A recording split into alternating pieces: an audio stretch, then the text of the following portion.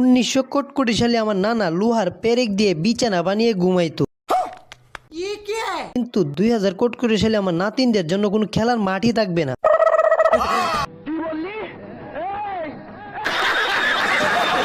তারা খেলবে ঠিকই, কিন্তু সেটা চলমান গাড়ির উপর। সে তো বলে বাড়ি দেওয়ার সাথে সাথে গাড়ি চলতে শুরু করে। 2000 কোটি সালে জিম সেন্টারও নাই, তারা জিম করার সাথে সাথে গাড়িও চলতে শুরু করে। এইদিকে সার্কাসম্যান খেলা দেখাতে যাচ্ছে, সাথে সাথে গাড়ি বানিয়ে ফেলে। আর মানে কি 2000 কোটি সালে সবাই বিজ্ঞানী হয়ে যাবে। যে যাই করবে গাড়ি চলতে শুরু করবে।